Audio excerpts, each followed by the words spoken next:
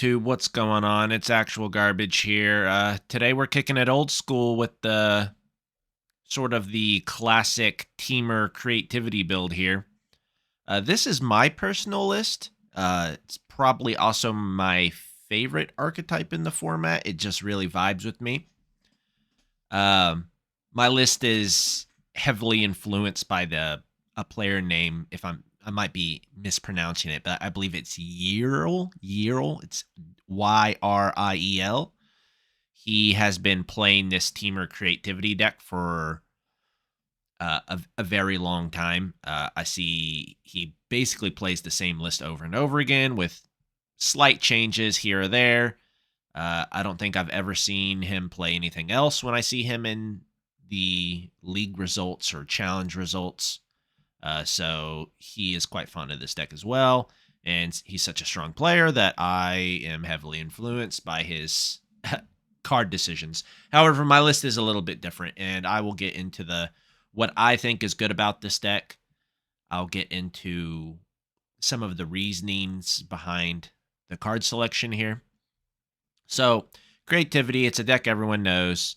We have Indomitable Creativity, we have Dwarven Mine, or, any token, Prismari Command, Fable tokens, treasures, you creativity for 1, 2, 3, whatever. Flip your library over until you reveal a creature. The only creature in the deck is Archon of Cruelty. And Archon of Cruelty is a big beater with a big ETB, and you win the game with it. So what are the advantages over, let's say, this creativity build over, let's say, 4 or 5 colors or Jund? So coming from somebody who plays a lot of creativity, all of the archetypes have their own kind of distinct advantages, and at times one deck may be better over the other. A lot of players prefer the 4 or 5 color variants. Myself, I prefer this. The reason for that is this deck is a lot better against creatures. So if you're expecting a lot of creatures, this deck is very good. We have 4 lightning bolts. We have 2 burst lightnings. We have Prismari Command. We have Fire Ice. And run in 6 pings. So you have a lot of ways to ping things out. I like the Temur mana base. It's clean. It's not as painful. You get to run a bunch of Besejus if you want to. And it has access to this game plan that I believe a lot of creativity players or creativity decks do not have access to. And I believe this deck to have one of the better fair games, even more so than the 4 or 5 color creativity decks with Leyline Binding. The reason why I say that is you have a lot of interaction, a bunch. You have Fire Ice, Spell Pierce, Mana Leak. Sometimes I play Remand in this spot, but I played Mana Leak in this spot for the league I was in. I also play Expressive Iteration, which is something that you won't see in this particular build very often, but I think it's quite good. But yeah, you have this kind of strong tempo playing with Fire Ice and Bolts and Fable, and you can just very often win a fair game, which is interesting. Sometimes you chip them in. Maybe you got one Archon trigger off between fetches and shocks. Your opponent might be at, I don't know, 6, 8, 10. And then you instep, burst lightning them for 4, untap, bolt them, fire, Prismari Command. So there's actually a lot of burn in this deck. So unlike other creativity lists, this deck has a lot of reach. A lot is kind of pushing it, but it's got reach. So your opponent is not safe at 10.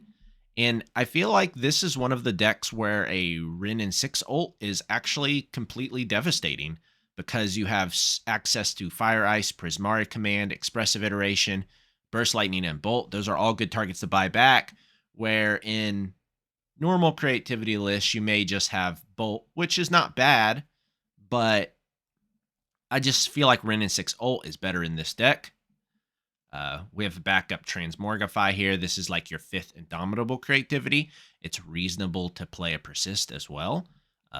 but it's worth mentioning you only have 3 Archons, so I think your Transmogrify is better. If you have 4, I think maybe you can justify the Persist over the Transmogrify. I think either way is good. We do have black mana in this deck. We have a Zatora's Proving Grounds, and we have a Blood Crypt. That's just for casting Archon of Cruelty for when you draw them, which you will often have to do when you play this archetype. And other than that, it's a pretty clean list. You know, simple. It's kind of the old school variant of this deck. At least to my memory, the first times I've seen this deck, it was base Teamer, and then when Leyline Binding came along, things changed. But I still have a soft spot for this deck.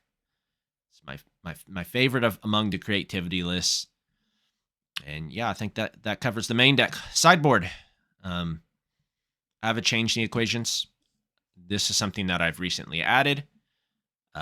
Other players have added it too. I've seen it in copies of 2 in the sideboard, 2 in the main deck, 4 total, just 2 in the sideboard, just 2 in the main deck. I think this card is strong in this deck. Maybe it's even strong in other decks as well that can't, for instance, play Counterspell. The counter 2 or less is actually pretty good. Just having a prohibit is really strong, and then the fact that it scales up against red or green targets still makes it live against things like Creativity and Fable the Mirror Breaker. So I think this card is kind of good. I put 1 in my sideboard. I didn't want to change my list. It's very reasonable to assume that these mana leaks, they could probably be changed the equations. I probably should have tested it, but this is the list I ran. We have an Aether Gust. This card is self-explanatory. It's good. Iona is our backup creativity target. There's lots of backup creativity targets you can run. Several. You could run Emrakul, which is usually everybody's favorite. You can play... there's the other angel that gives you either protections from creatures, artifacts, enchantments, instant sorceries, whatever. Got Hidetsugu, who consumes all, which is good against Hammer, but comes up in other matchups. Got Test of Talents here. I like this card a lot, and I'm not certain why more creativity builds don't play it. I think it's kind of broken in the mirror match, but it's also very strong against rhinos and living in, so you just counter their instant or sorcery, and then you slaughter games it. Like, that seems pretty strong to me. So I really like this card. I don't think it came up in our leagues, but it is quite good. We got an extra copy of Beseju. I've played as many as 3 in this deck before. I think it's a really strong plan against, let's say, Tron. Sometimes that just comes up. You assemble Ren as 6+ Beseju. Veil of Summers, standard. Turn in the Earth, standard. Nature's Claim is standard. So as far as the sideboard concerned, not very spicy. I think this is a solid list, and I will see you guys in the league that I played. I actually played it before I did recording. I wanted to try to do like a I play first and then kind of commentate over. If it sucks, then oh well. I just wanted to try it. I'm pretty new to this. So I will see you guys in round 1.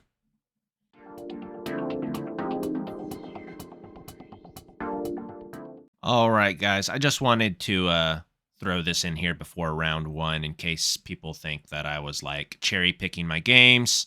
This is a lot of my match results. You'll see my epic lose streak that I went on the other day. And these last 5 games are my league. So you can look at the date, 17, 17, 17, 16, 16. So I played it over a couple days because, I work full-time for a living. So these last 5 games are the ones we'll be going over.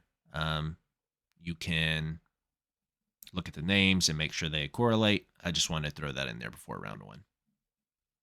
All right, guys, we're in round 1 of my league. I'm about to press play here. Not really sure how I'm going to do this because I believe the playback goes by pretty fast. But I'll kind of just announce out my plays, and I'll stop it if I feel like there's something worth stopping to talk about. So here we go. So my opening hand here. Oop, let's pause it. My opening hand minus this burst lightning is questionable. I have a one lander with a spell pierce, a transmorgify, and a fable with double Ren and 6. I was thinking I'm on the draw. If I hit a land, this hand is gasoline. So I kept it, and we'll just have to see how that worked out for me. Play my land. My opponent plays his land. He plays his own Ren and 6, which I am obliged to spell pierce. And I do that. I go to my turn. I miss my second land, but draw a bolt. So at least it's a castable spell. My opponent casts a Bitter Reunion, which I can do nothing about. He discarded a Bloodstained Mire, so at least it wasn't an Archon. I don't have to fear. And then I went ahead and just scooped it up because writing is on the wall. I don't think I'm coming back. Maybe an early concede, but I know I'm playing a creativity mirror. They're playing the Jund variant. They're very good at getting their stuff into play. And mana is everything in these matchups. You don't want to fall behind on land drops. So I will see you guys in the second round of this game. Okay, we're in game 2. I chose to be on the play. This time I kept a kind of a land heavy hand.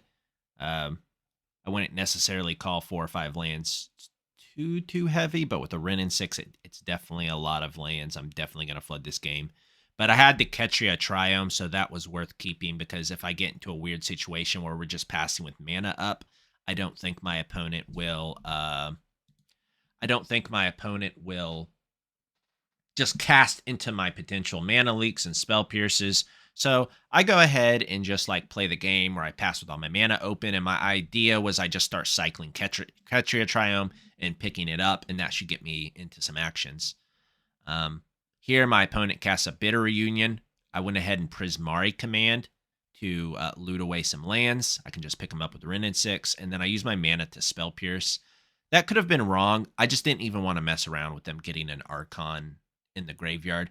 I could have kept the treasure. I could have creativitied for 1, leaving my Spell Pierce up next turn, but that opens me up to Thoughtseize. So I figured it was better to just keep the Archon out of the graveyard and go ahead and just go for it with my dwarf on the following turn. So let's see how that plays out for me. Play my land. I get my mine. I use my Transmorgify. I always use it first because it's the worst version of creativity. I get my trigger. My opponent ends up discarding their Archon anyways, which I did not think of at the time, but looking back at it, it was quite stupid. So I should have saved the Spell Pierce. Definitely a mistake. Here's important. I am leaving open my Aether Gust here because I'm playing around Veil of Summer specifically, which is what happens. I could have creativitied beforehand, but there's no reason to, so I just didn't. My opponent Veil of Summers. I Aether Gust it. I get an attack off. My opponent has to sack his Archon, and I draw Spell Pierce, which at this point I'm thinking that it's going to wrap up the game. My opponent persists. I Spell Pierce it, and that's the game. All right, we're in game 3. My hand is Veil of Summer, Creativity, Fable, Archon.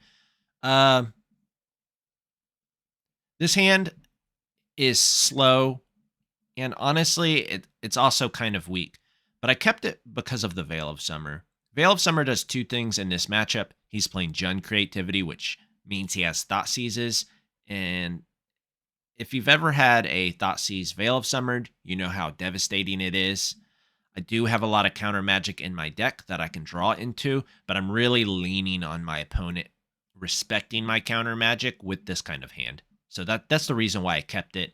If I didn't have this Veil of Summer, I would consider a mulligan for sure. But just on the draw, this hand's kind of bad. On the keep, I think it's actually just good. I can just kind of jam my stuff and see what happens. A lot of times that works out. Sometimes it doesn't. So let's see what happens. I draw counter magic, which is great. My opponent presumably is casting a Ren in 6, which I can do nothing about. I definitely do not like that, but there's not much I can do about it. So he passes. I use my land. I draw another land. My opponent is starting to cycle a Triome and then picking up with his Wrenn and 6, so I'm kind of obligated to go for something here.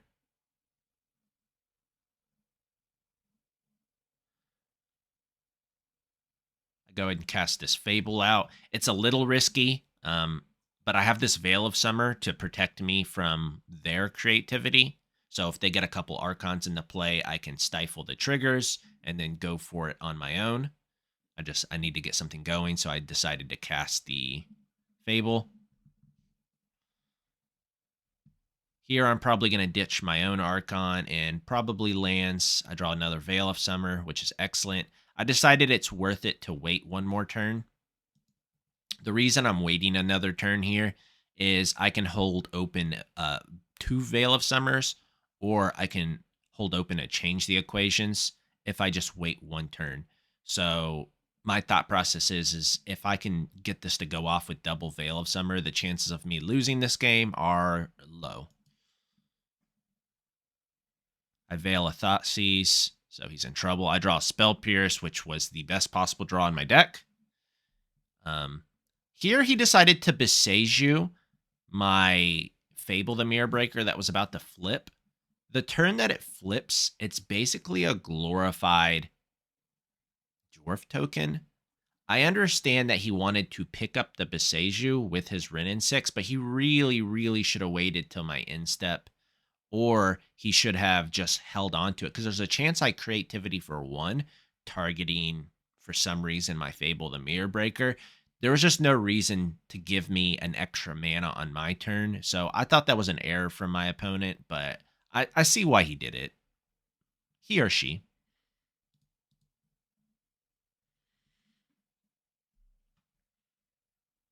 My opponent casts another Wrenn and 6, which I decide to just use some mana and I counter it. I can't really see my opponent being able to do much from here. I go get a dwarf. I get another dwarf. And I decide to Creativity for 2. I get double Archon. I have double Spell Pierce. I have Veil of Summer open. I cannot see my opponent coming back from here. Even if they assemble their own 2 Archons, I'll Veil of Summer the triggers. And yeah, my opponent just scoops it up from there. All right. Well, that was match 1 of my league. I will see you guys in round 2.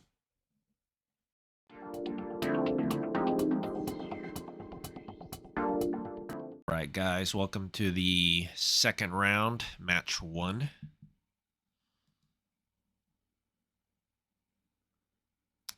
So, looks like I took a mulligan. I failed to see what I hit, but I got 2 lands with a Wrenn and 6, so it's probably worth a keep. Playing against Mill, we'll kill the crab. Draw a land. We play our Wrenn and 6. Rebuy a land. We've drawn a mana leak. In this matchup, I just play pass go a lot. I think Mill is actually a pretty bad matchup. And I don't have the Emrakul in my sideboard, so it can be kind of rough. So we'll see what happens. All right, they Fractured Sanity us in the instep. They pass draw. Presumably, they have a bunch of Tasha's Hideous Laughters, and they're trying to play around. They're trying to play around counter magic, but they Surgical Extraction our Archon in their instep.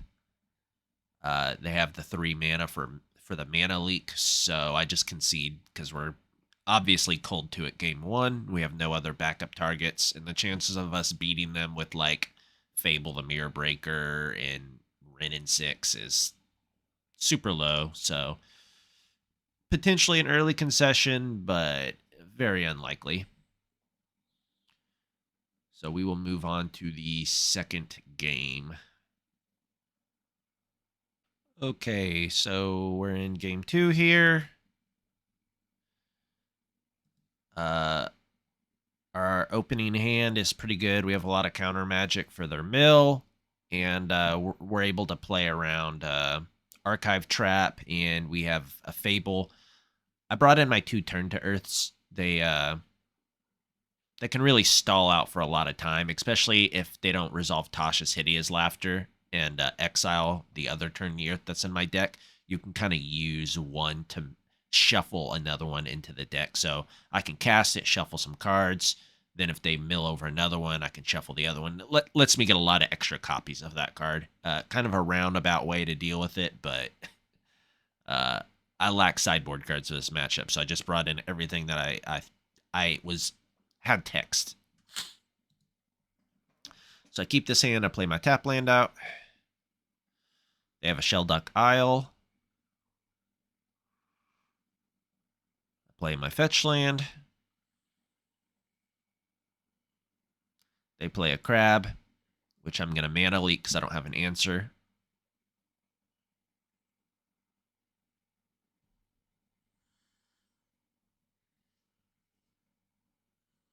We draw a Rin and 6, which we're going to go ahead and cast because we can still hold open counter magic for Tasha's Hideous Laughter. Now, this was interesting. I was very surprised. Like, this was super aggressive for our opponent to take one of our lands. Just didn't seem very worth it to me. Field of Ruins can be a problem, especially if they draw them in multiples. I only have 1 basic land. I play this out. It's kind of risky. I play out my Fable knowing that it's possible that if I use my fetch land, they might Archive Trap me. They go ahead and use their field. I have to go get my mountain. I went ahead and fetched in response. I suppose it didn't matter, but if I'm already searching my library, I might as well search on the same turn. That way I can play around multiple Archive Traps, if that makes sense. Like if they're making me search, I might as well search on my own volition. We're just playing lands and passing. They're playing around my Spell Pierce by playing out their lands. I'm going to go ahead and just burn both my Spell Pierces here. I plan on using Ketria's Triome, cycling it, picking it back up, kind of grinding them out. Here, I draw into my Indomitable Creativity, which I'm going to go ahead and max target all of my guys. And I'm going to end up hitting all of my targets, including my Iona, which will name Blue. And that's pretty much game over. I mean, the 3 Archons are definitely game over, but the Iona is going to make it near impossible for them to win. So we will move on to the 3rd game. Okay, we're in game 3 here. I'm going to pause it for a second so we can look at opening hands. This hand is excellent. I have Spell Pierce, a way to combo, and Test of Talents to hit like a Tasha's Hideous Laughter. This is basically just a negate in this matchup, but it's kind of nice that you can slaughter games them. Sometimes you get, an additional copy that's in their hand, and so has a little bit of upside, although it's not particularly relevant. I'm going to go ahead and play out my tap land. If I can't play around Archive Trap, I don't care, so I might as well get my tap land out. I'm going to get milled by this Hedron Crab for a while.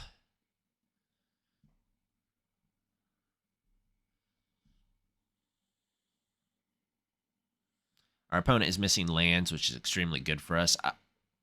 I think they should have picked up their Ouroboros and replayed it. Seems kind of weird to me to not do that. I didn't notice in game, but this Ouroboros, you can pay 1 mana to pick it up. So if you're missing your lands, you might as well pick it up and replay it just to mill me. But then again, this might be kind of they might be thinking I have Emrakul, so maybe that's their reason, but you don't know I have Emrakul, so you might as well do it until you see it. Like, they may not want to do that if Emrakul's a possibility if they don't have Surgical in their hands, so that's pretty interesting to think about that I might carry with me into the future if they're just choosing not to mill me. Okay. I use my fetch land. I go ahead and shock. They archive trap me. I go ahead and cast Test of Talents here, which, to be fair, I think is a mistake because they could just archive trap me in response to get the other one. But I mainly wanted to see what was in their hand. And their hand was double drown in the lock, extirpate, surgical extraction, and Tasha's hideous laughter. So they did have the surgical extraction. So I don't totally understand their play. They go ahead and surgical me in response, and they're going to get the Archon of Cruelty, which is actually okay because I have the Iona, and believe it or not, I actually want to hit the Iona here. I'd much rather hit the Iona knowing their hand rather than the Archon. Veil of Summer is going to be quite good against Drown in the Lock. I Iona on blue, and they can't cast any relevant spells. There's still some black spells that they can cast, even ones that are in their hand, like their extirpate. But from here, they're pretty much dead. There's just nothing they can do. They have to mill me out completely with this Hedron Crab, but I have 30 cards in my library. And I have Eternity Earth in my graveyard, so there's just no way. They even mill over my second turn to Earth, so the play I was talking about came up where I shuffled it back into my deck, so I have another turn to Earth that they have to work through.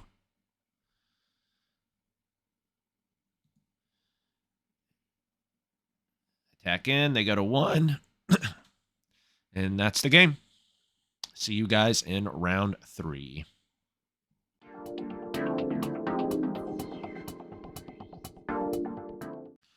Okay, guys, at this point we are 2-0 in the third round of our league.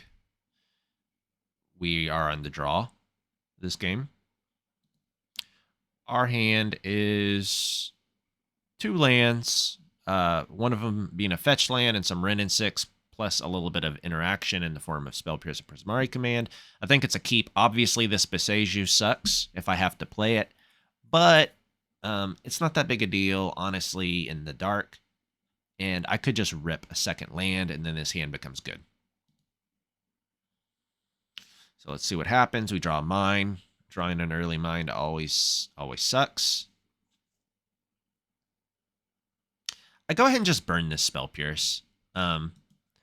I suspect this to be a Cabal's Coffer deck immediately. I literally don't know another deck that plays this that's not Scam, and I don't think Scam would go Swamp Swamp. I suppose there are some draws that might go Swamp Swamp, like if they go Swamp Swamp, Blood Crypt, Blood Moon, but I just burn it. I have a Wrenn and 6, and they're just I just want to. I know I'm tapping out for the Wrenn and 6, so there's no way I leave open this Spell Pierce anyways. At least that's my logic. If I was smelling a Blood Moon, I think it's reasonable to keep this up. I just didn't think that it would be. You know, they went basic swamp, no fetch land. So to me, that means not Scam. I feel like if it was Scam, I would have seen a fetch land. So that was kind of my logic behind that. Transmorgify is an excellent draw. I have to cast my Wrenn and 6, though, in order to rebuy my land. I don't want to play a tap land. So Ouroboros pretty much tells me that it is definitely Cabal's Coffers. They Blood Chief's Thirst my Wrenn and 6. That went by pretty fast.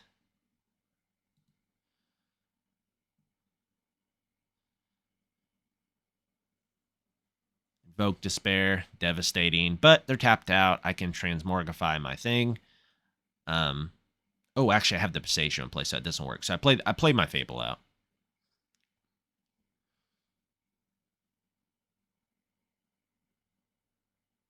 My opponent had a March in Sorrow to kill my Fable token, and a Relic, which they crack immediately.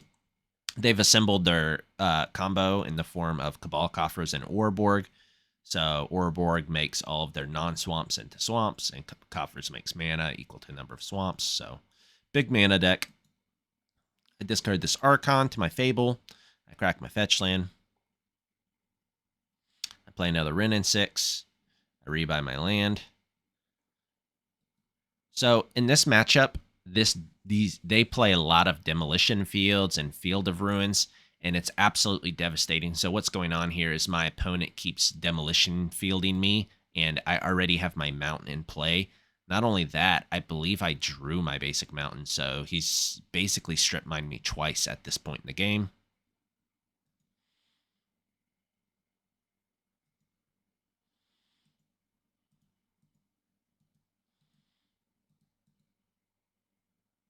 My opponent plays a Karn and an Ensnaring Bridge. The Ensnaring Bridge is actually not that big a deal because I have the Prismari command in my hand. I rebuy a land. I go ahead and Transmorgify. That makes him sacrifice his Karn the Great Creator. My opponent untaps. He's unconcerned with the Archon, so if he had a way to kill it, he chose not to. But I'm going to Prismari command the Ensnaring Bridge. So I'm going to get an attack off, and I'm going to be able to hold open Mana Leak. Not that Mana Leak is super relevant. They have double Cabal Coffers. But in this matchup, Boseiju is really strong, but obviously I played my Boseiju out, so it's not going to happen this game. Makes mana. Cast a Karn the Great Creator. Tutors from the sideboard, gets a Cityscape Leveler. Leveler is my Archon. And then pass the turn. Mana Leak was never relevant. I bolt the Karn off because I plan on using my creativity to get another Archon. It's worth mentioning this is my last Archon. I basically have to win with it. And the Cityscape Leveler is going to come back and then probably kill my Archon again and probably kill my Ren. So my thought is I'm going to send them to 8, 7, 6, 5. And then I have a Burst Lightning for 4, so I only need to do 1 more damage. And I'm going to end up using my Ren in 6 to do that. So let's see how that works out for me. So ping them for 1. They're at 4 for my Burst Lightning, and I pass the turn with Mana Leak and Spell Pierce up. I will use them on anything. Not this Leveler, because I've planned for the Leveler, so it's not worth it. Whatever this is, I'll try to counter it. It's a March of Sorrow, which I will Spell Pierce.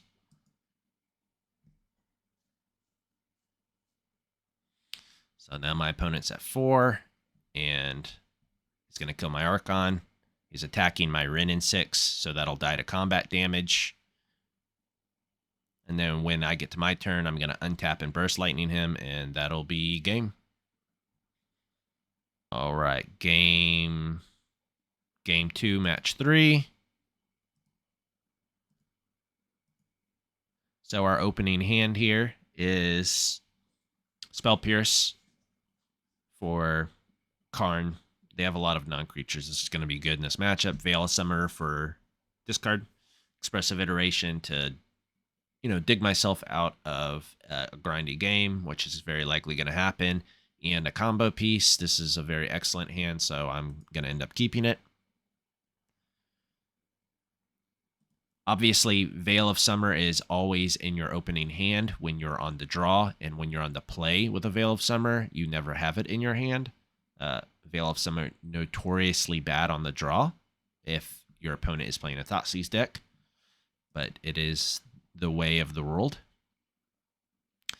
I decided to play my fetch land here over playing my tap land because I have 2 1-mana interactions that I would like to use on turn 2 if possible. It didn't end up happening.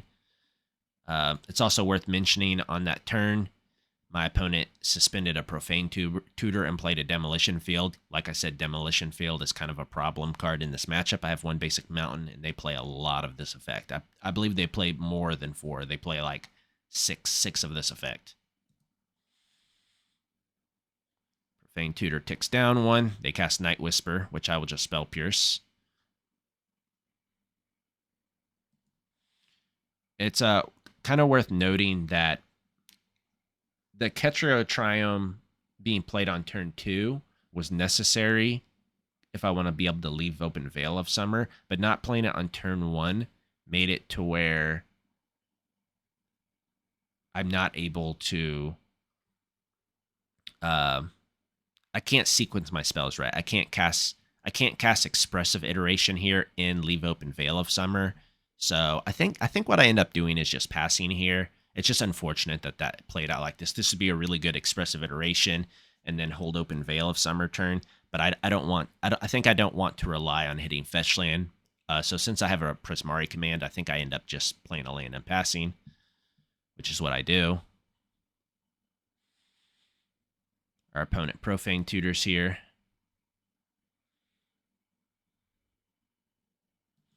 I go ahead and Besage their Cabal's coffers after their Profane Tutor resolves, because that almost certainly went and got an Orborg, which they play. They Stonebrain me, which is okay. I have the Transmogrify in my hand. They named Indomitable Creativity. I draw Spell Pierce, which is excellent. I cast my Expressive Iteration. I pick up one land, and I play a fetch land from my exile. So I have plenty of land drops. I have Spell Pierce and Veil of Summer open. They Demolition Field me, which is not excellent. I still have the basic mountain, but I'm not going to be able to leave open both Spell Pierce and Veil of Summer now. They invoke me, which I'll Veil of Summer that. That's an excellent target for that. So 1 mana blowout, and I draw another Veil of Summer, which is excellent. So here, I'm going to play my Dwarven Mine, get my Dwarf, and cast Transmogrify. The more interesting decision is whether I leave open Spell Pierce or Veil of Summer. They have a lot of mana, so I decide to leave open the Veil of Summer. They're a mono black deck. They have Invoke Despair. They presumably have a lot of different kinds of removal spells that Spell Pierce won't hit, that Veil of Summer will. So that's the choice I made. I get an Archon. I draw another Veil of Summer, which is just got to be sick against the mono black deck. They cast Damnation, which does not get Veil of Summered, but also doesn't get Spell Pierce to be fair, so it doesn't matter. I cycle one since I've drawn another one. My opponent casts Profane Tutor. I go ahead and cast my Wrenn and 6 here. I rebuy the Besage just because I'm short on green mana, and I actually just want it as a green mana source. The reason for that play is that I drew a Besage for my turn, and I want to start tagging their lands. I want to hit the Cabal Coffers. I want to hit Orborg. That way I can keep them off their big mana combo. But I want to be able to do it every single turn and leave open my Veil of Summer, and I cannot do that if I don't have double green every turn. So I'm going to tap out of my Veil of Summer one turn here, but I think overall it's worth it. Now, this was an interesting decision. I decided to go for the Orborg there. I realized in foresight that that's probably wrong. I was thinking like, oh, you know, it turns all their lands into swamps, but they already have all swamps. So I basically denied them 1 mana there. This Cabal Coffer still makes 2 mana as is, so that was definitely a mistake. I realized that as I cast it, so I'll remedy that problem some other time.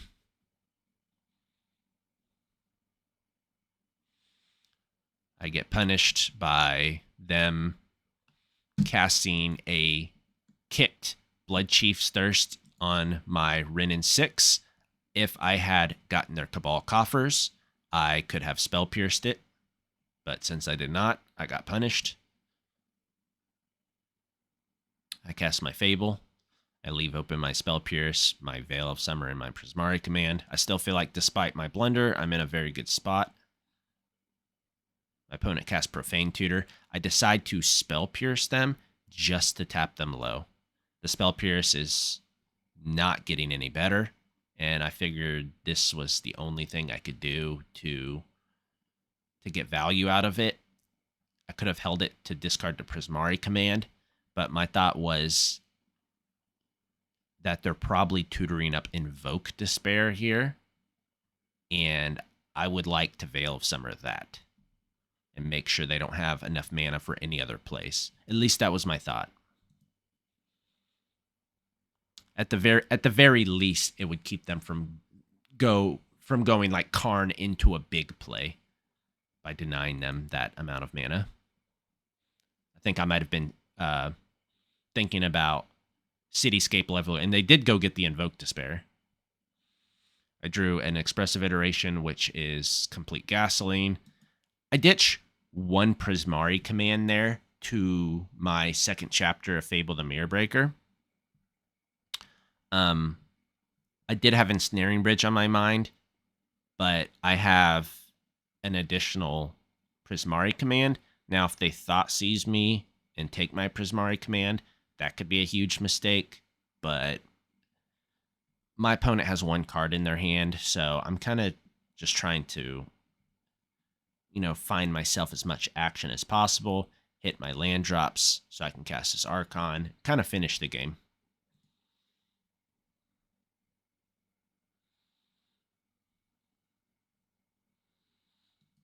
I cast Expressive Iteration, which put an Iona to the bottom, a Fire and Ice to my hand, and a Fable the Mirror Breaker in exile. This pretty much taps me out, but it does leave me up one of my 2 Fire Ices, which I will use to tap the Cabal Coffers in their upkeep, which denies them 1 turn of big mana. My opponent casts a Night Whisper and a Karn the Great Creator to get an Ensnaring Bridge, but that's okay because we have that covered with our Prismari command. Our Reflections of Kiki Jiki flips. We loot with our Fable. We crack a fetch land.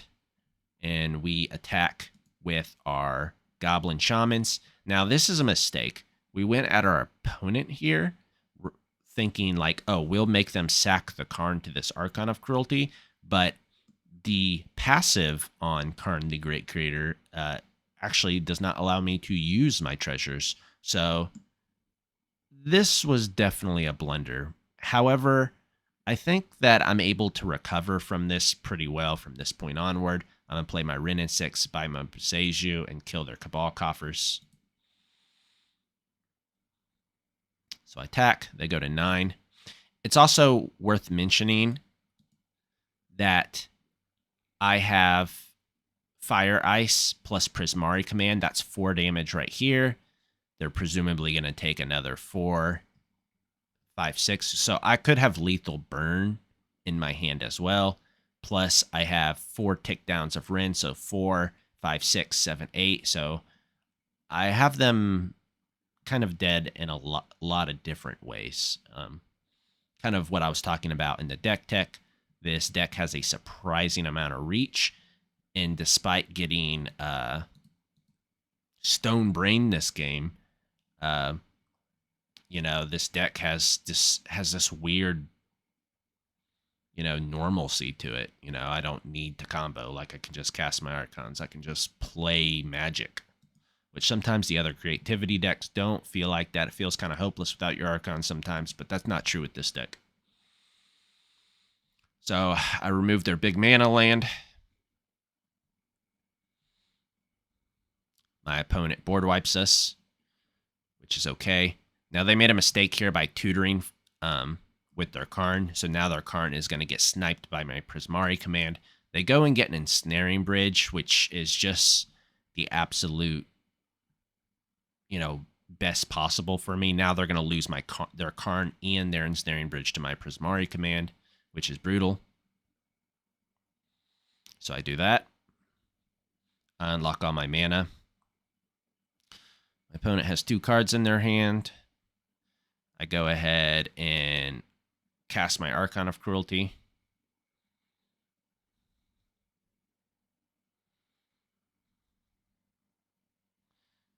I have enough mana for Fire Ice. My opponent discarded a Kozilek, which shuffled his graveyard. We know the last card in his hand is a Sundering Titan from his Karn activation. He's got 6, 7 mana, so he needs to draw a land to activate it.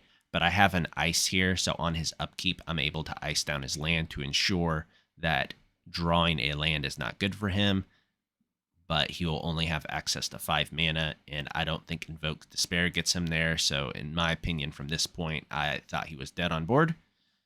Maybe a Damnation can get him there, but even then, I still have some amount of burn. So I ice him in his upkeep.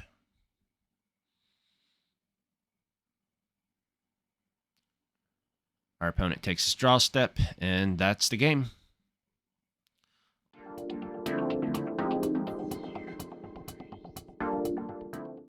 All right, guys, we're on the play in round 4.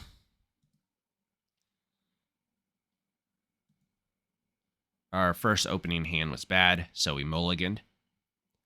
Our second opening hand is conditionally good. We have some good interaction. We got a couple lands. We have a combo piece.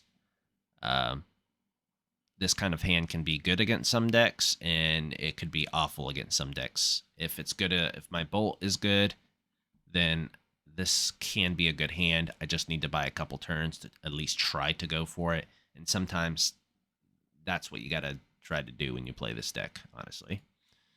So I bottom my second bolt. I want to keep my lands. I play my tap land out because I don't want to have to play a tap land later.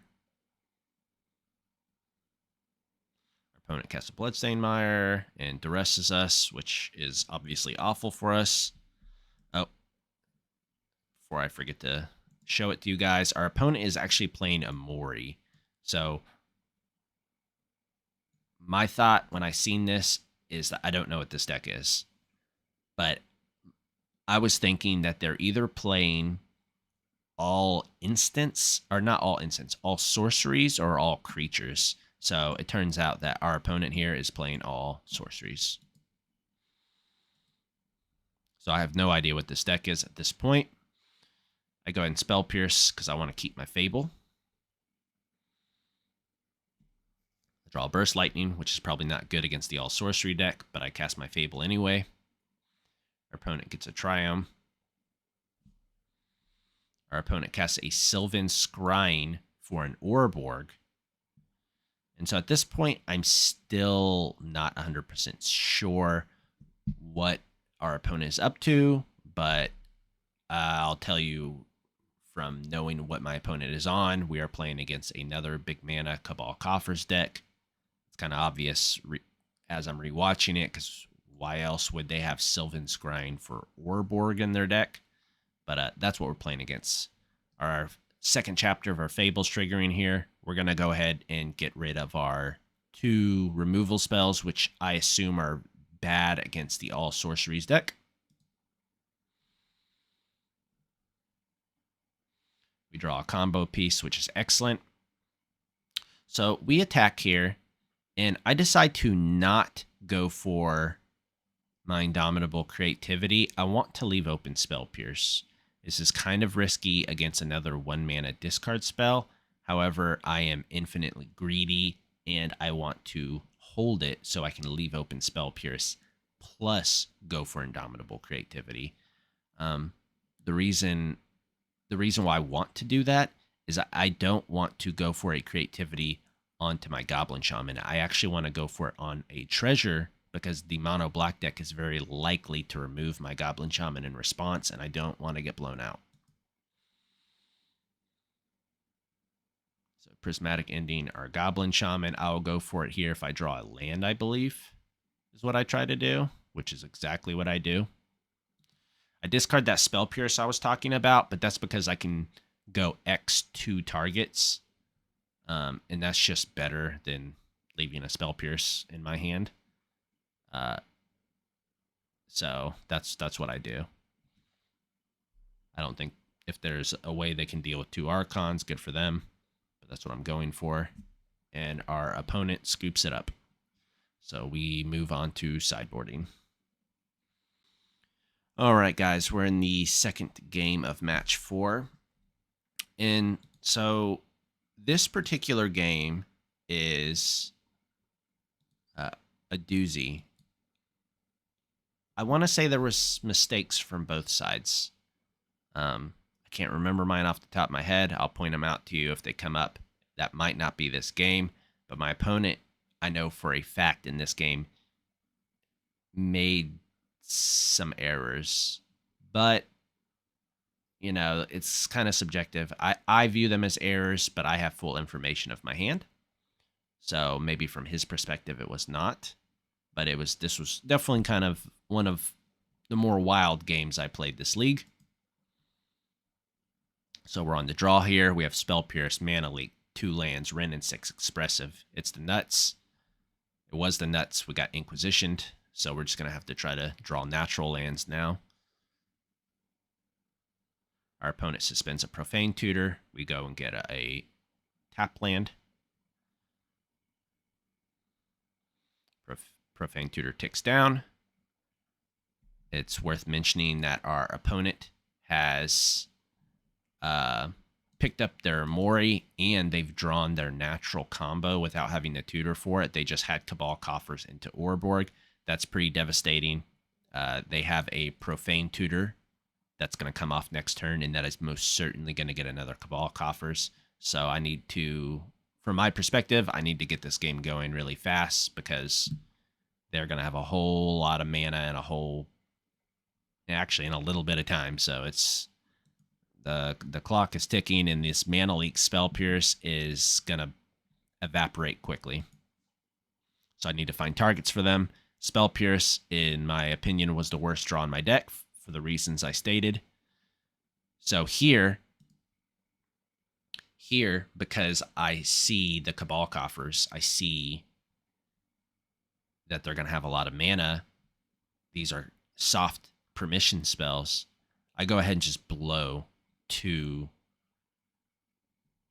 spells on this just to deal with it, because if I don't do this, they're going to get another Cabal Coffers, and they're going to have a lot of mana, and they're going to be dead in my hand anyways. So I go ahead and just decide to use them. I decide to use the Mana Leak plus the Spell Pierce. It seems really weird because Mana Leak is slightly better just in general. However, I wanted to be mana efficient, and Spell Pierce is the cheaper spell, so that's the one I wanted to be left with.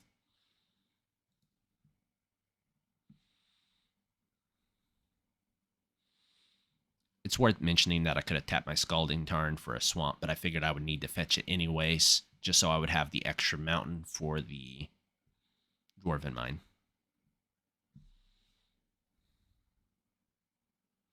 Draw another Mana Leak, which is terrible. We cast Expressive. We add another Spell Pierce. I believe that's the 4th Spell Pierce.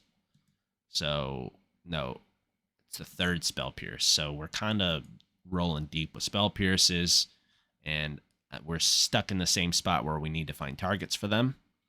They Necromentia us. They end up naming Indomitable Creativity, which I believe to be a mistake. It is, the logic is there. You name Indomitable Creativity. It's the primary way I sneak fatties out, and everyone knows this deck brings in additional copies of different creatures. But, it's just Archon. Like, if you're playing a grindy deck, like I have Wrenn and 6, I play a lot of lands. I'm going to hit my land drops, and I'm going to attempt to cast my Archons. It's also worth mentioning here that our opponent has 4 mana, so even if I had access to double Spell Pierce, I could not tag this. And I have both my Steam Vents out, so I don't even have access to double blue here. So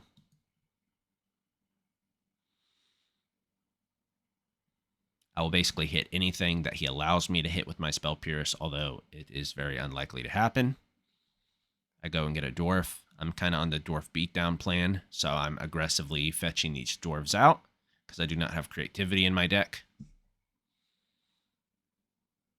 Untaps, casts a Duress, uses a bunch of mana, casts a Mori, which I will Mana Leak. Any target I will hit with my counter magic if I'm able, with as much mana as he has. I cast Expressive Iteration. I put a Veil of Summer in my hand and a Fable into exile. So this was kind of a rough turn for me. Obviously, I'm casting this Fable. I have to. So even though it feels kind of rough, I have to cast it. I need to win somehow. I don't have creativity in my deck, and I need to generate more mana. I need to produce threats in order to get my Archons out and to get my opponent low so I could potentially burn him or finish him off with an Archon trigger. The reason why I say it's kind of rough to have to cast it here is I have to tap out. I don't want to tap out because I want to ice my opponent's land, the Cabal Coffers, to basically time walk him. When you take their Cabal Coffers away from them, they're basically a normal deck. When they have their Cabal Coffers, their deck is broken. So it's a little unfortunate that this played out this way, but it's basically a forced play. I have to make it, and I have to go down on Veil of Summer, which is unfortunate. It would have been really nice to leave to ice their land and leave open Veil of Summer, but force play, and they only have 2 cards, so maybe I shouldn't have been that scared in the first place. I play it out. I beat down.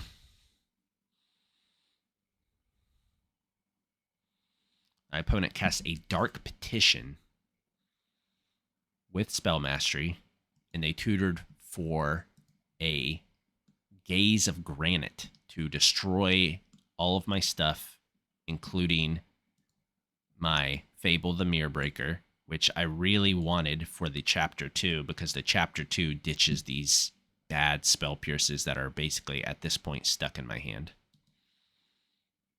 I cast a Wrenn and 6, which is excellent for me. And it looks like I'm just rebuying lands for a turn. I made that play where I iced down Cabal Coffers. They're now a normal deck. They Prismatic End my Wrenn and 6, but I drew up a backup one. I cast my backup Wrenn and 6. I rebuy a land. Now I'm leaving open Veil of Summer, so I'm feeling pretty comfortable that nothing bad can happen to me, at least for this turn.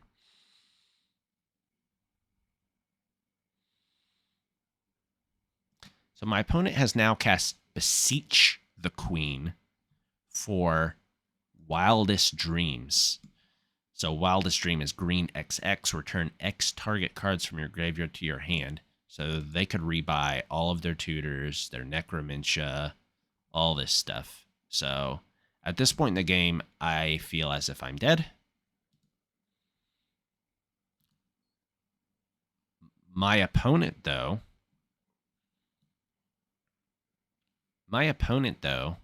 has... So this is green X. So my opponent can pick up 1 card, and obviously he doesn't want to do that. So he just passes, I guess. Although, I mean, this thing is an instant, right? No, it's a sorcery, so he can't use it. Which, honestly, is pretty brutal. You know, during the game, I thought this was an instant, but I guess it was not as close as I thought it was, because he's just going to lose it to this Archon. I'm going to be able to cast my Archon next turn. So I rebuy a land. I don't even bother cracking it because of the Ouroborg. I play my Archon. He loses his Wildest Dreams. He's got 0 cards in his hand. Opponent untaps. Cast a big March in Sorrow. Now I'm just beating down with dwarfs. So we cast March in Sorrow. No, we cast Flay Essence. Cool. That's a really weird card. I'm going to be honest. I don't know if that's modern playable. So at the moment, I just have triple Spell Pierce, which is pretty much dead. But I have 3 of them, so they can gang up on a spell. And I have a dwarf. I hold this dwarf in mind because it's my last one, but maybe I should have played it out. So let's see what happens. My opponent Inquisitions, I Veil of Summer, and I draw Wrenn and 6. I just wanted to cycle it at this point. Beseiju is an excellent draw. So now I've taken their mana offline, and my Veil of Summer, or my Spell Pierces are potentially live again, which is important.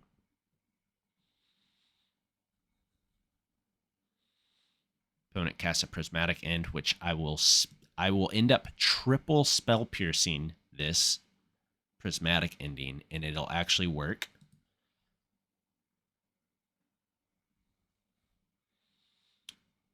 So now we have an incoming Ren and 6 ult.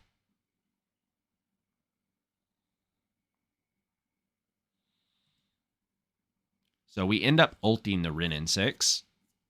We have 3 lands in our hand to retrace spells. We have a Ren and 6 to rebuy lands. So this is a game-ending Ren and 6. This is kind of what I was talking about with this deck. This deck has excellent Ren and 6 ultimates. You don't just have Bolt. Of course, Bolt would be good. You know, that's 9 damage plus Dwarf, so Bolt would have been good. But I have, because of the max number Fire Ices, you know, you could tap every land down every turn until you draw your Bolt or a win condition. I have Prismari Command, I have Mana Leak, and I have Veil of Summer. So my opponent is pretty shut off. But he doesn't concede, so we'll see what happens from here.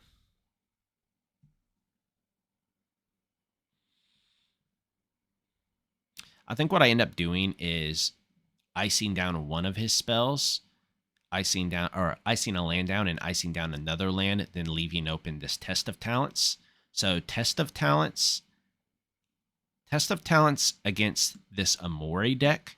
Amori makes my opponent play all sorceries. So now I have a Ren and 6 plus 2 lands in my hand, so I can retrace 2 spells, and I can rebuy a land every single turn. My opponent is top decking in a deck with only sorceries. I can slaughter games their entire deck. Every time they draw a non-land spell, I can Test of Talents it, and it will get slaughter games. So eventually they will only have lands left in their deck. I believe what happens this game is my opponent plays it out for maybe another turn or two, and then they decide they've had enough and just go ahead and concede. I could cast the Archons, but there's no reason to. I don't need to tap out. Actually, casting the Archon is more risky than just leaving open triple Test of Talents. So yeah, I think my opponent's kind of seen the writing on the wall here that as long as I leave open Test of Talents, they can never resolve a spell again. And they scoop it up. I will see you guys in round 5.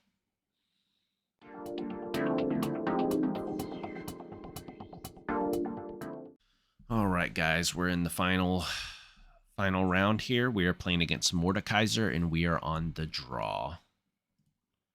Let me kind of skip forward a little bit so we can see our opening hand. Our opening hand is Spell Pierce, Mana Leak, Fire, Ice, Fable. This deck has a lot of hands like this, so I think I'm probably going to end up keeping it in the dark. I mean, it's a good hand. It needs to draw a land, but, you know, some interaction plus a Fable is generally a fine keep in this deck. Our opponent casts a Ragavan, which is an absolute disaster. I do not have an answer for it, so it's going to be one of those games. So our opponent just didn't attack here. For what it's worth, it happens to everyone, but they just did not attack for whatever reason. So then this kind of caught me off guard. Our opponent casts a Ren and 6, which I'm going to end up spell piercing, but I was, you know, you see Steam Vent from the hand, Ragavan, you expect Murktide, but obviously we're playing against some kind of Temur deck. So I assume it's Temur Saga, but I'm not absolutely certain at this point. So I go ahead and rip my Spell Pierce.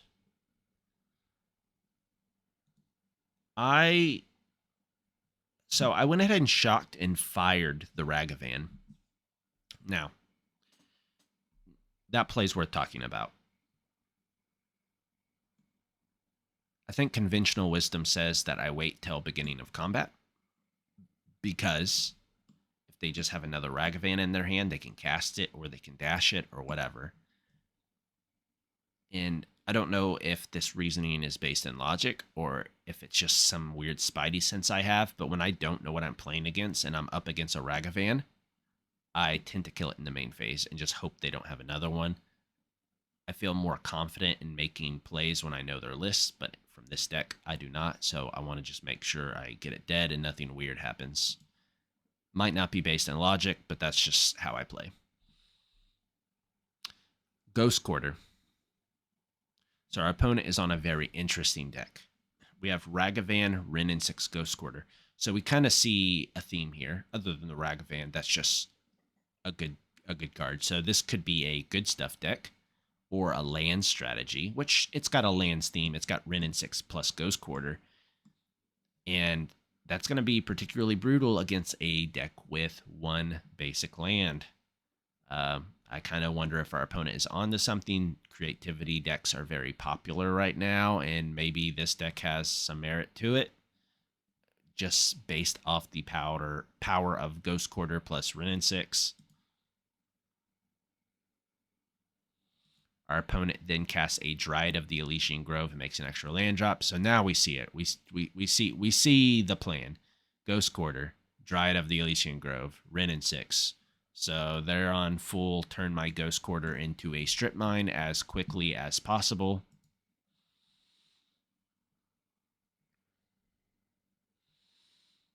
We go ahead and leave open Mana Leak here. I don't see the Fable doing much, and I'm afraid of more Rin and 6s. It's worth mentioning that this ended up being a huge blowout. Our opponent is smart and decided to Ghost Quarter my blue source, knowing that I am a creativity deck and I do not play an island. So that counter magic that I chose to leave open, I couldn't even deploy if I wanted to. So that was a huge error on my part. I should have just slammed my Fable and discarded my counter magic that I'm not going to be able to cast. My opponent casts Life from the Loam and then casts a Ghost Quarter. I go ahead and scoop it up. I see the writing on the wall. I don't have answers to anything. I'm going to get Ghost Quartered out of the game. Even without this Dryad of the Elysian Grove, they could just Ghost Quarter me, Life from the Loam, Ghost Quarter, Life from the Loam, and I will never have another mana. So it's unfortunate, but we'll move to sideboard and then see what happens in the next game. All right, we are in the second game. On the play, obviously. Our opening hand was unkeepable. It was one land, so the rest of the cards didn't really matter. It had triple bolt, which I kept the bolts in for the Ragavans, but at the same time, like, bolt is not going to be good in the matchup, so kind of an interesting sideboard tension went on. This next hand is not broken, but kind of the same logic as last game. I got an answer for Ragavan. I have counter magic, and I have a Fable, so we're going to try it. We bottom the Dwarven Mine. It's the worst land. And we play our fetch land just so we can burst lightning a turn 1 Ragavan.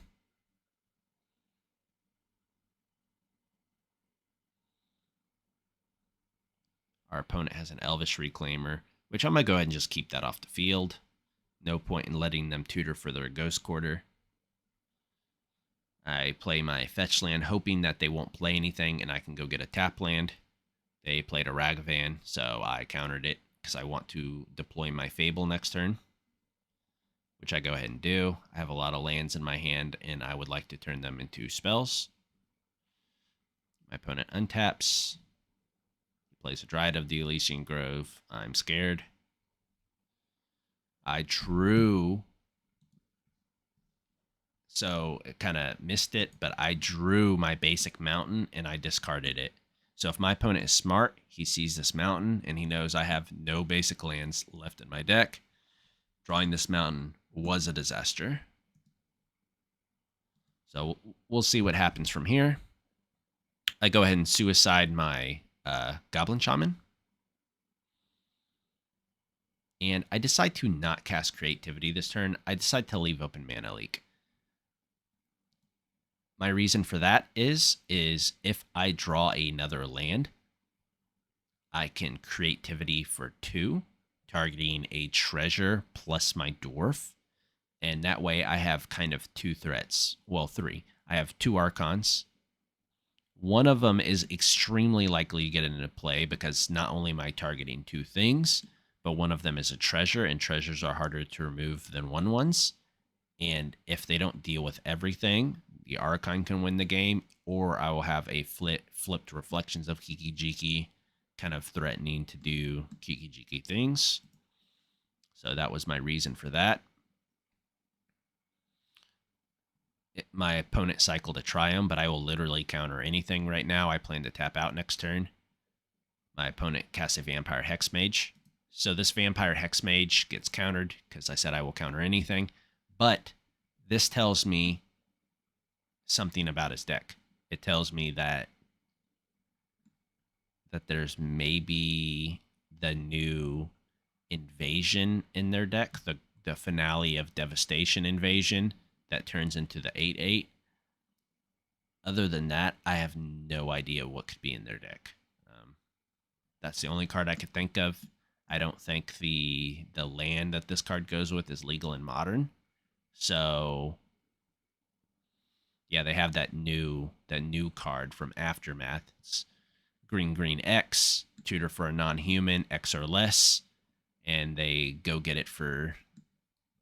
They go tutor the Vampire Hex Mage, then they blow up their own invasion with it, and then they get an 8/8 Trampler, I believe. So that's what that tells me. Also, this is a non-human, and Ragavan is a non-human, and Elvish Reclaimer is a non-human. So it makes a lot of sense. It probably brings a lot of consistency to their deck. So at this point, I expect that card to be in their deck.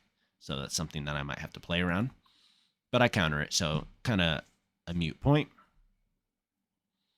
I draw that land I was talking about, so I'm going to go ahead and make the play. X is 2. Oh, I actually went X3 there. I remember going for X2, but it was actually X3. And there's actually a good reason for that. X3, I'm just very likely to hit this Iona. I do not think they can beat this Iona. I think if I Iona on green, they're dead. At least that was my thinking. I don't know their list. They're on a brew. But that's how I felt at the time, for sure. All right, let's see if we can get this 5-0 in the last game of our league. All right, guys, we're playing for the 5-0 on the draw. Let's see what happens. So our first opening hand was pretty much all lands. It's terrible. This next hand, though, it needs help. Well, it doesn't even need help. It's good, right? So this Archon of Cruelty will go to the bottom. I have a Wrenn and 6 in a fetch land and a second land to cast a Wrenn and 6. I brought in this Nature's Claim for the Dryad of the Elysian Grove, but also for it's mostly Dryad of the Elysian Grove, right? If you think about it, Bolt doesn't kill Dryad of the Elysian Grove, and I know this seems really narrow, but I have not totally ruled out that this is not an Urza Saga deck. You know, they have Life from the Loam in their deck. Very well could be that they haven't shown me a Saga, but it could also be they're just a Ghost Quarter deck. But something tells me that they're an Urza Saga deck, and with the presence of Dryad of the Elysian Grove in their deck, just based off of that alone, I think this Nature's Claim's worth it. It's even better if they have an Urza Saga. So we're going to bottom this Archon and see what happens.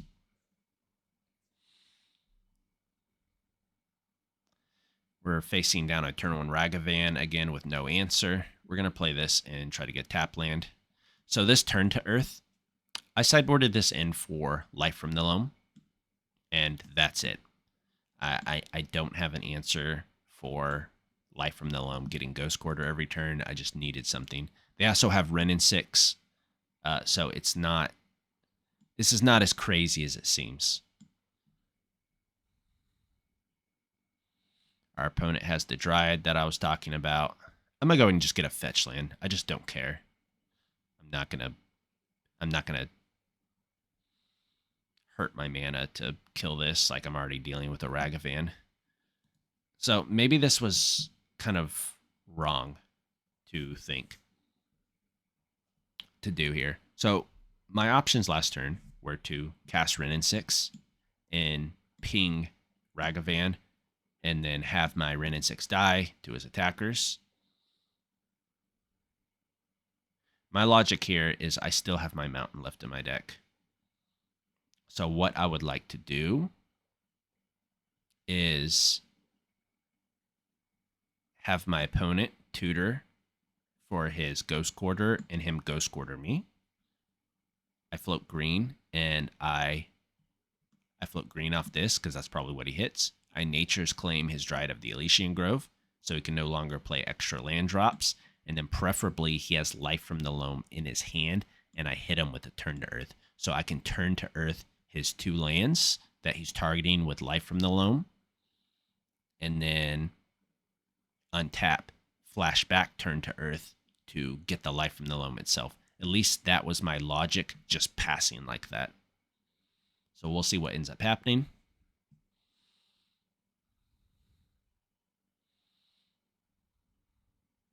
Our opponent just gets in there, attacks us.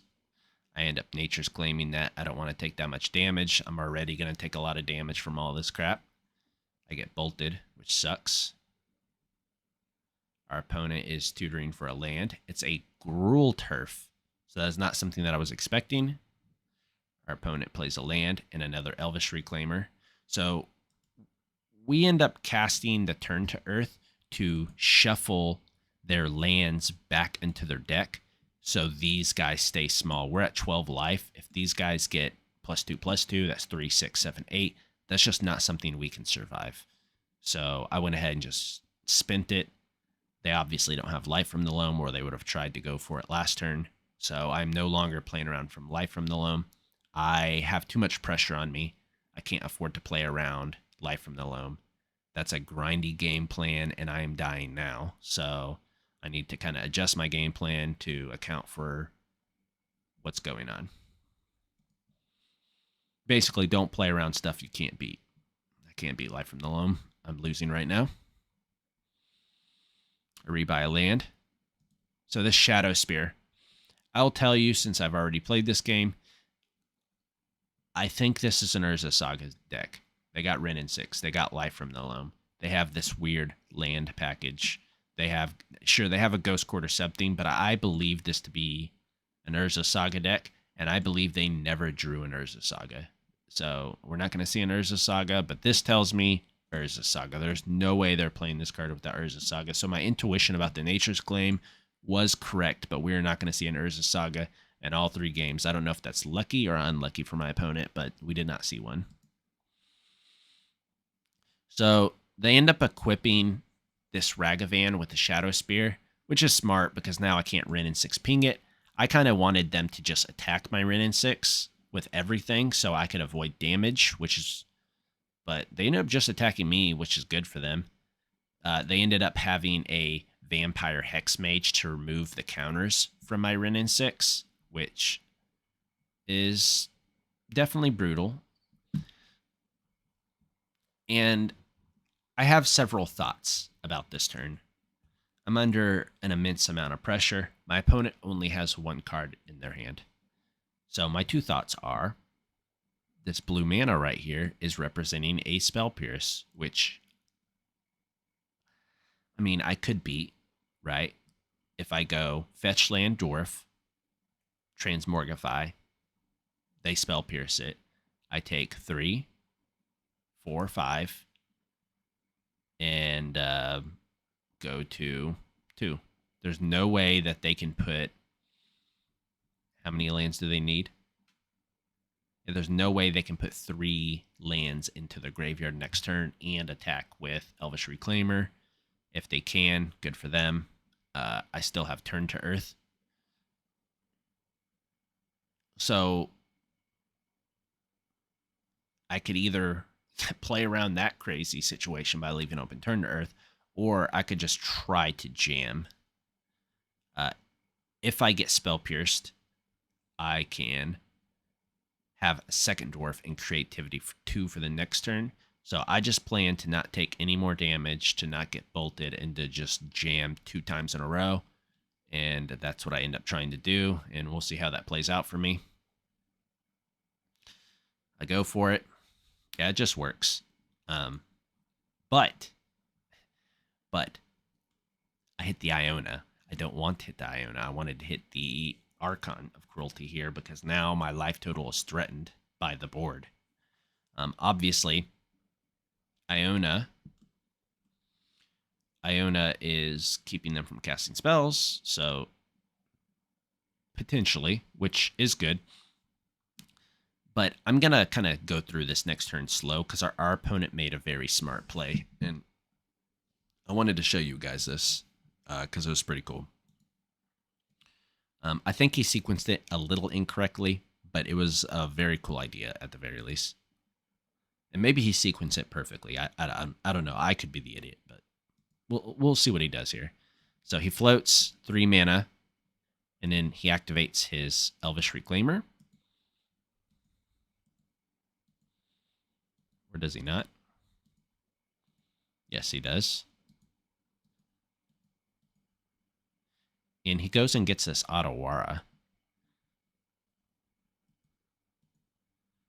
Then he casts Vesuva, or plays Vesuva, copying his Gruul Turf, which bounces his Otawara back to his hand. So that's like really cool. So he set up a 2-turn line to deal with this Iona. And if I didn't have this creativity in my hand, that would probably win the game.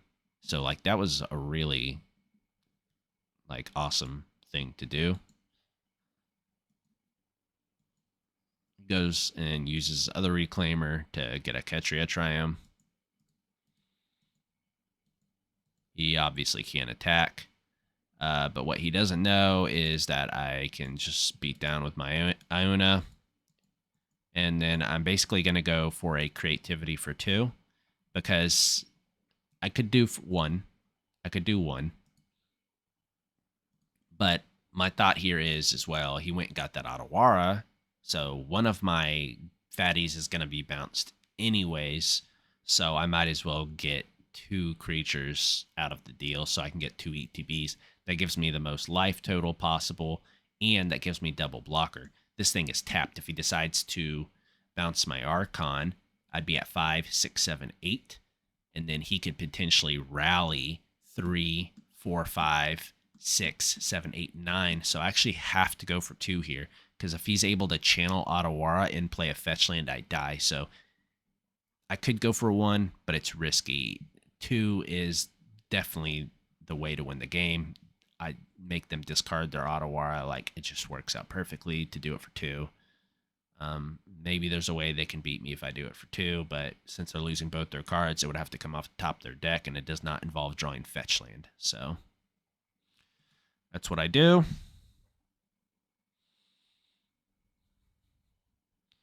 Double trigger, and our opponent just concedes on the spot. I didn't think there was anything they could draw to win from this spot, but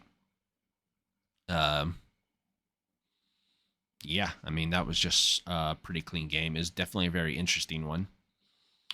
Yeah, so this is a great deck. I will see you guys in my post, I guess, my final thoughts section.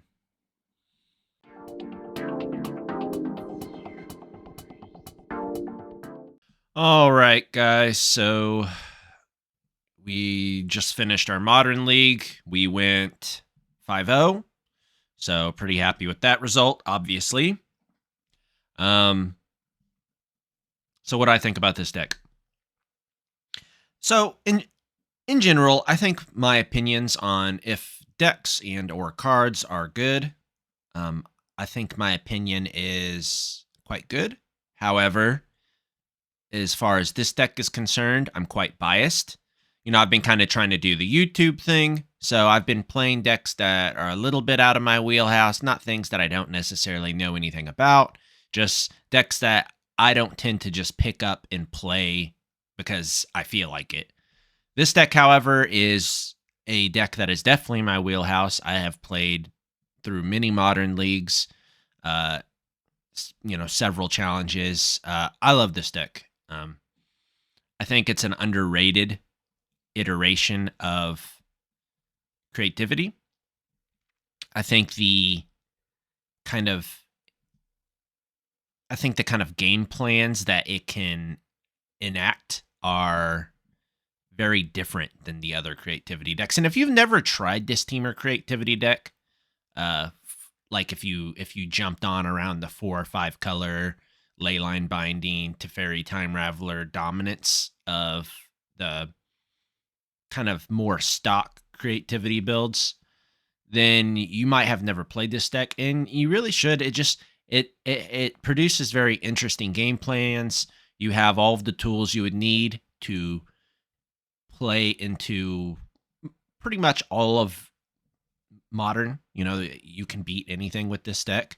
I like the burn in this deck. Prismari Command, Bolt, Burst Lightning, Ren and 6 is burn. You can just play a very strong kind of, a very strong, just like fair game plan, Opponent at 10 is not safe against this deck. A lot of the other creativity decks can't do that. And that's why I like this one, is they kind of treat it like it's 4 or 5 color creativity, and it's not. It's 3 color. We have a bunch of burn. Sometimes we'll get you if you do not respect your own life total. I like Fire Ice. I still think it's strong in the format. That's one of the big draws to this deck. People do not play this card anymore. Obviously, Mana Leak. It's weak. I think moving into the future, I will be trying change the equation in this spot. I'll see how it goes. I expect good things of it. I've already played a Modern League on my own with the 5 color creativity list that was playing 2 in the main deck and 2 in the sideboard, and I was impressed with the card. This is just my current list. I didn't bother to update it. I should have. Expressive Iteration is gasoline in this deck. It's kind of a new thing. Not everyone chooses to do it, but it is, I think, even stronger in this list than it is in the 4 or 5 color list. That deck is kind of clunky, and sometimes it's kind of hard to get, spell off of it. A lot of times you use it to get a land, and then you put maybe a spell in your hand because you can't cast it this turn. But I think this effect is great. The sideboard for this deck, it's very similar to a lot of creativity lists. Obviously, you don't have access to all the same stuff. I really like Test of Talents. I really enjoy Iona. I like the different kind of angels you can play. This will be the other angel, the one that gives protection from a card type if I have Persist, but I don't in this list. I've also played Terracodon in this spot, and it's definitely an interesting pick. Maybe I play a deck in the future that's featuring Terracodon. The change equations, I like it. This Aether Gust, I'm always kind of back and forth on, but I do like it. It definitely has its spots. Turn to Earth, Nature's Claim, Veil of Summer, all obvious. Hitasugu, all obvious. So nothing too revolutionary with this deck, but this is, in my opinion, one of the great decks in Modern. Just the creativity archetype in general is great. Learning how to play the different versions of creativity is something that is valuable. They all have their own merits. Like, I won't just play this deck if I truly think Jund is better into what people are kind of currently playing. So based off your meta, you can choose which iteration of creativity you'd like to play.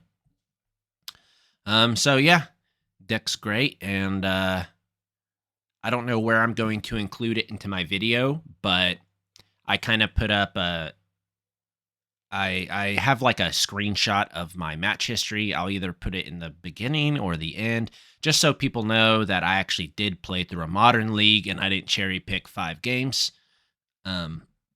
So it'll be somewhere in the video. I'll probably put it in the front. Not really sure. Kind of new to YouTube, so I don't know if that'll turn people off on it, and just as soon as they see that, they're just like, oh, this guy's wasting my time, and just click off my video. Not that I have a huge viewership anyways. I just wanted to make sure that anyone who's seen my video knows that I am not faking my matches here. And yeah, Thanks for watching all the way through, guys, and I will see you in the next video.